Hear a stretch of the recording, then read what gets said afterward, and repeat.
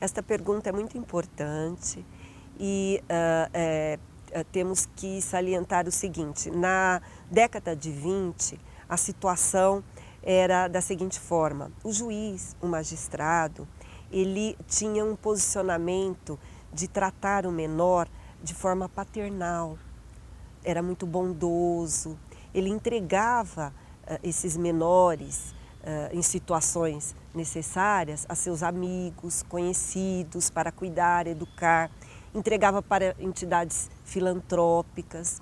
E então esse menor, ele era considerado como menor delinquente, menor exposto.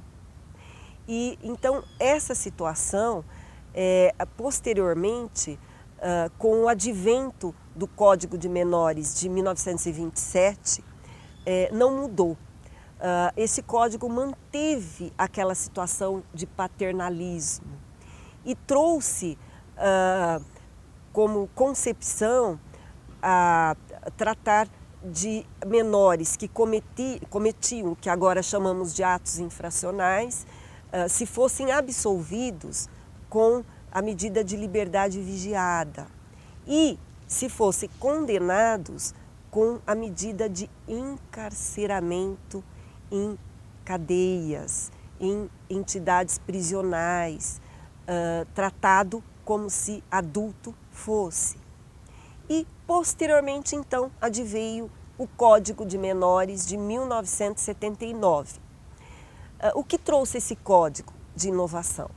Ele tratava apenas e tão somente daqueles menores que estivessem numa situação taxativa, enumerada de forma taxativa no artigo 1º deste código, ou seja, em situação de patologia social. Então, esses menores só poderiam ter a proteção desse código da legislação se estivessem nessa situação. Mas foi um código que não obedeceu ao princípio de defesa, do contraditório, da oportunidade de defesa em relação a esses menores. E ele tinha um poder dos juízes de discricionariedade muito grande. E posterior, então, a esse código, adveio a Constituição Federal de 1988, proporcionando uma modificação maravilhosa nessa situação, ao preconizar em seu artigo 227, né, da Constituição Federal, o tratamento dessas agora denominadas, com o advento da Constituição, crianças e adolescentes, sob a proteção de um princípio maravilhoso, que é o princípio da proteção integral.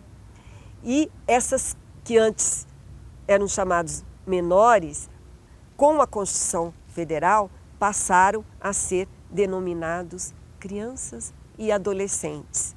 E o principal, essas crianças e adolescentes, com essa proteção integral da lei maior da Constituição Federal, passaram a ser sujeitos de direito. Antes, com o Código de Menores, eram considerados objeto. E posteriormente, então, com a Constituição Federal, passaram a ser sujeitos de direito e, portanto, a terem os seus interesses juridicamente protegidos nessa lei maior. E, posteriormente ao advento da Constituição de 88, o que ocorreu? O Código de Menores era a única legislação ordinária que existia na época. E ela era absolutamente uma afronta a esses princípios estampados na Constituição Federal. E aí começaram a criar, a constituir várias pessoas na luta, em reuniões, para modificar esse projeto aí de uma nova lei ordinária que trouxesse uns princípios de acordo com o que estava na Constituição Federal. E o Fórum dos Direitos da Criança e do Adolescente começou a fazer várias reuniões. E participavam dessas reuniões 3 excelentes jurisconsultos e doutrinadores. Dr. Paulo Afonso Garrido de Paula, Dr. Jurandir Marsura e Dr. Munir Cury, à época coordenador da curadoria das crianças e adolescentes do estado de São Paulo. E eles elaboraram um anteprojeto. E esse anteprojeto, com base na doutrina da proteção integral, foi abraçado por esse fórum. E as pessoas componentes do fórum levaram esse anteprojeto a um deputado e a um senador. E desde então começaram as pessoas a se reunirem em todos os estados e que culminou então com o projeto do Estatuto da Criança e do Adolescente, que foi aprovado em 13 de julho de 1990. Aliás, 13 de julho, que é a data do meu aniversário, e eu fico muito feliz, né? Porque é a data em que adveio o Estatuto da Criança e do Adolescente. E aí, com essa teoria da proteção integral, embasada em 2 outros princípios, que é o princípio da gente entender a criança e o adolescente como aquelas pessoas em desenvolvimento. E também o princípio da prioridade absoluta, ou seja, o direito da criança e do adolescente tem que ser já, nesse momento, conferido a esta criança. Não pode esperar. A criança e o adolescente tem que ter um atendimento imediato. Então, esses 2 princípios juntos embasaram o princípio da proteção integral. E aí houve essa mudança maravilhosa que nós conhecemos.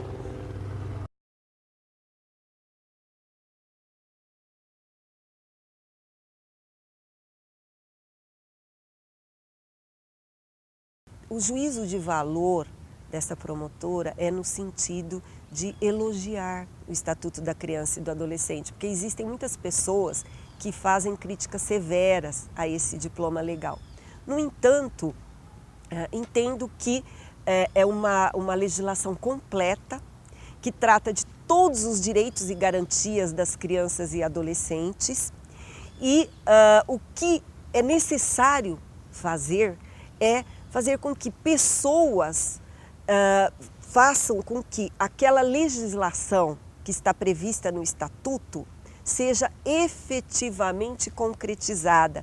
Os órgãos públicos façam as políticas públicas, obedeçam os dispositivos legais constantes do Estatuto da Criança e do Adolescente. Então eu entendo que houve avanços, muitos avanços, tanto é que hoje nós temos grande número de crianças nas escolas. O Ministério Público tem ingressado com várias ações, pedindo vagas em creche, em escolas e também remédios para crianças e adolescentes. O Ministério Público também está cobrando muito a construção de unidades educacionais para cumprimento de medidas socioeducativas em meio fechado, a internação. Então, na verdade, nós temos um avanço muito grande, que são essas normas previstas no Estatuto. O que falta ainda nessa transformação social é que as pessoas comprometidas, as pessoas que lutam de forma bastante veemente para preservar os direitos da criança e adolescentes, façam com que essa legislação maravilhosa do Estatuto se torne realidade. Faça realmente a transformação social e também os órgãos públicos, com as políticas públicas. E para isso, o Ministério Público e outros órgãos estão cobrando. Então, na minha opinião, como juízo de valor, eu entendo que houve sim mudanças. Nós precisamos melhorar? Precisamos muito. Há muito, principalmente na área da educação, há muito a fazer. Porém, não mudança de legislação, porque o Estatuto é maravilhoso. Tem sim que as pessoas fazer valer, as pessoas atuarem de forma a fazer valer essa legislação e os órgãos públicos, o poder público municipal, estadual, cumpram suas obrigações estipuladas no Estatuto da Criança e do Adolescente.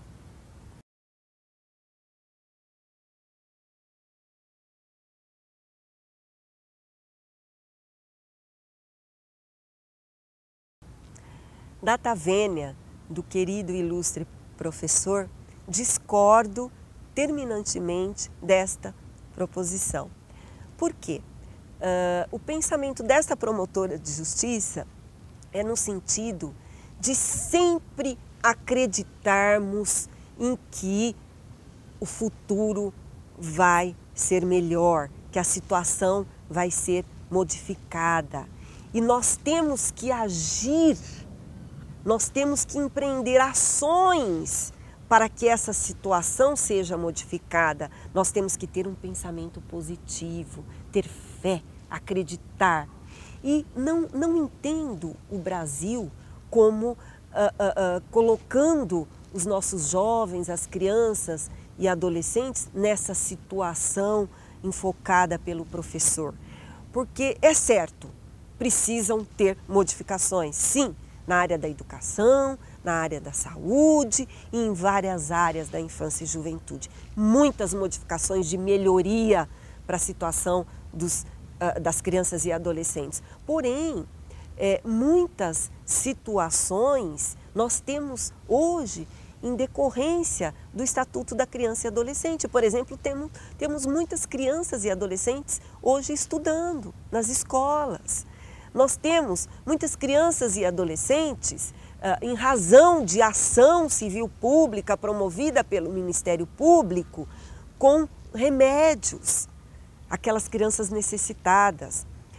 Nós temos hoje várias ações do Ministério Público com êxito no sentido da criação de unidades educacionais para cumprimento de medidas socioeducativas em meio fechado, que é a internação. Então, eu não imputo o tratamento deste país de uma forma tão negativa em relação à criança e adolescente. Por quê? Porque entendo que a legislação existe, o Estatuto da Criança e do Adolescente. E o que necessita é o comprometimento das pessoas, dos homens, dos órgãos públicos, de efetivamente, em alguns ou vários casos, fazer valer essa legislação. Porque a transformação social só vai efetivamente existir de uma forma concreta quando essas pessoas e estes órgãos tornarem aquela legislação do Estatuto uma legislação na realidade concreta. Mas isso não significa que nós temos um país que trata mal as crianças e adolescentes. O que nós temos é uma situação que precisa muito ser melhorada. Agora, para isso, professor e todos, nós precisamos, até eu coloco aqui como ponderação, ter essa filosofia oriental, ter pensamento positivo, acreditar. É exatamente com esse sentimento de fazer valer, por acreditarmos, é que nós vamos conseguir chegar num resultado com êxito. Só dessa forma, só acreditando, só tendo esse sentimento no nosso coração e na nossa alma, que nós vamos conseguir, que nós vamos lutar, que nós vamos fazer tudo o que é possível, que nós chegaremos a um futuro melhor para nossas crianças e os adolescentes. Então não adianta acharmos que no futuro não vamos ter nada, né? O nosso país não vai proporcionar nada. Não, vamos fazer ao contrário. Vamos ter fé, vamos acreditar, vamos colocar o nosso sonho como realidade.